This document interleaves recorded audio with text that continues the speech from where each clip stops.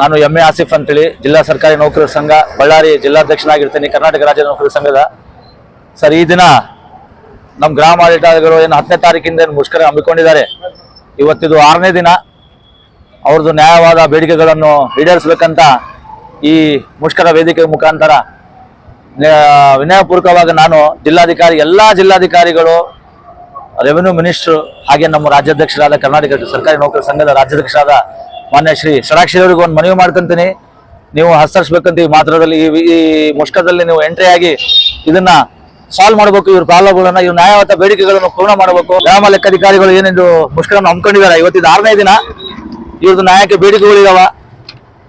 ಮೂಲಭೂತ ಸೌಕರ್ಯಗಳಾಗ್ಲಿ ಹಾಗೂ ಹುದ್ದೆಗಳ ತಾಂತ್ರಿಕ ಹುದ್ದೆಗಳ ಪ್ರಾಬ್ಲಮ್ ಆಗಲಿ, ಸೇವಾ ವಿಷಯಗಳು, ಅಂತರ್ಜಿಲ್ಲಾ ವರ್ಗಾವಣೆ ಕುರಿತು, ಹಾಗೆ ಪ್ರೋಟೋಕಾಲ್ ಮುಖಾಂತರ ಏನೇನು ಡ್ಯೂಟಿಗಳು ಮಾಡ್ತಾ ಇದಾರ ಅದರಲ್ಲಿ ಕೂಡ ಇವ್ರಿಗೆ ನ್ಯಾಯ ಮಾಡಬೇಕು. 24 ಗಂಟೆ ಇವರು ಪ್ರೆಸೆಂಟ್ ಆಗಿರ್ತಾರೆ. ಅದರಲ್ಲಿ ಅವರು ಬಹಳಷ್ಟು ತೊಂದರೆಗಳಿದಾವ.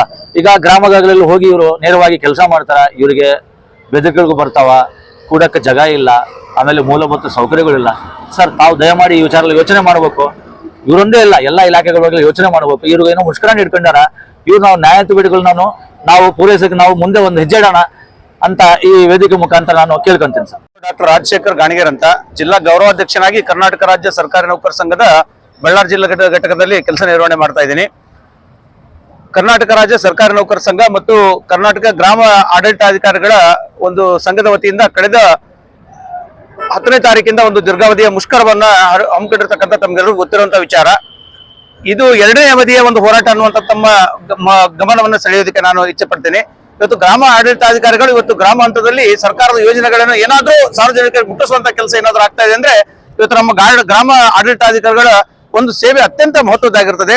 ಇಂಥ ಒಂದು ಸೇವೆಯನ್ನ ಪಡೆಯಬೇಕಾದ್ರೆ ಸರ್ಕಾರವು ಕೂಡ ಅವರಿಗೆ ಮೂಲಭೂತ ಸೌಕರ್ಯಗಳನ್ನು ಒದಗಿಸ್ತಕ್ಕಂಥದ್ದು, ಅವರ ಒಂದು ವೃತ್ತಿಗೆ ಸಂಬಂಧಪಟ್ಟಂತ ವೃಂದ ಮತ್ತು ನೇಮಕಾತಿ ನಿಯಮಾವಳಿಯಲ್ಲಿ ತಿದ್ದುಪಡಿ ಮಾಡುವಂತದ್ದು ಮತ್ತು ವಿವಿಧ ಹಂತಗಳಲ್ಲಿ ಕೆಲಸ ಮಾಡ್ತಾ ಇರತಕ್ಕಂಥ ನೌಕರರಿಗೆ ವಿವಿಧ ಸೌಲಭ್ಯಗಳನ್ನು ಕೊಡುವಂತದ್ದು ಕರ್ನಾಟಕ ರಾಜ್ಯ ಸರ್ಕಾರದ ಒಂದು ಕರ್ತವ್ಯ ಆಗಿರ್ತದೆ. ಈ ಎಲ್ಲಾ ಒಂದು ಹಿನ್ನೆಲೆಯಲ್ಲಿ ಹಲವಾರು ಬೇಡಿಕೆಗಳನ್ನು ಇಟ್ಟುಕೊಂಡು ಎಷ್ಟೊಂದು ಹೋರಾಟ ಮಾಡಿದ್ರು ಕೂಡ ಸರ್ಕಾರ ಸೂಕ್ತವಾಗಿ ಸ್ಪಂದನೆಯನ್ನು ನೀಡ್ತಾ ಇಲ್ಲ.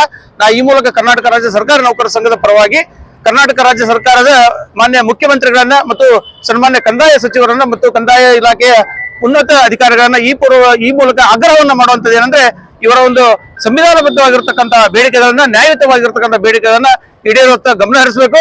ಒಂದು ವೇಳೆ ಈ 2 ಬೇಡಿಕೆಗಳನ್ನ ಈಡೇರಿಸಿದಂತ ಸಂದರ್ಭದಲ್ಲಿ ಇನ್ನೂ ಹೆಚ್ಚು ಪರಿಣಾಮಕಾರಿಯಾಗಿ ಸಾರ್ವಜನಿಕರ ಸೇವೆಯನ್ನ ನೀಡುವಂತ ನಮ್ಮ ಒಂದು ಸಂಘ, ಗ್ರಾಮ ಆಡಳಿತಗಾರ ಸಂಘ ಮತ್ತು ಕರ್ನಾಟಕ ರಾಜ್ಯ ಸರ್ಕಾರಿ ನೌಕರ ಸಂಘ ಕಟಿಬದ್ಧವಾಗಿ ಕೆಲಸ ಮಾಡ್ತದೆ ಅಂತಕ್ಕಂಥ ಮಾಹಿತಿಯನ್ನ ಈ ಸಂದರ್ಭದಲ್ಲಿ ಹೇಳ್ತಾ ಇದ್ದೀನಿ. ಮತ್ತು ಈ 6 ದಿವಸಗಳ ಅವಧಿಯಲ್ಲೂ ಕೂಡ ಒಂದು ಸೌಜನ್ಯಕ್ಕೂ ಕೂಡ ಒಂದು ಮಾತುಕತೆ ನಡೆಸತಕ್ಕಂಥ ಕೆಲಸವನ್ನ ಕರ್ನಾಟಕ ಸರ್ಕಾರ ಮಾಡದೇ ಇರತಕ್ಕಂಥದ್ದು ಇಡೀ 3 ಲಕ್ಷಕ್ಕೂ ಹೆಚ್ಚು ಕರ್ತವ್ಯ ನಿರ್ವಹಿಸ್ತಾ ಇರತಕ್ಕಂಥ ಸರ್ಕಾರಿ ನೌಕರಿಗೆ ಮಾಡಿದಂತ ಒಂದು ನೋವು ಅಂತ ಈ ಸಂದರ್ಭದಲ್ಲಿ ಹೇಳ್ತಾ, ದಯವಿಟ್ಟು ಮಾನ್ಯ ಮುಖ್ಯಮಂತ್ರಿಗಳಲ್ಲಿ ಒಂದು ಆಗ್ರಹವೇನೆಂದ್ರೆ, ಕಂದಾಯ ಸಚಿವರಲ್ಲಿ ಒಂದು ಆಗ್ರಹ ಏನಂದ್ರೆ, ದಯವಿಟ್ಟು ನಮ್ಮ ನ್ಯಾಯಯುತವಾಗಿರ್ತಕ್ಕಂಥ ಬೇಡಿಕೆಯನ್ನು ಈಡೇರಿಸುವ ಮುಖಾಂತರ ಡಾಕ್ಟರ್ ಬಾಬಾ ಸಾಹೇಬ್ ಅಂಬೇಡ್ಕರ್ ಅವರ ಮತ್ತು ಒಂದು ಆಶಯವನ್ನ, ಸಂವಿಧಾನದ ಆಶಯಗಳನ್ನ ಪೂರೈಸಬೇಕಂತೇಳಿ ಈ ಮೂಲಕ ನಾನು ಆಗ್ರಹ ಪಡಿಸ್ತೇನೆ.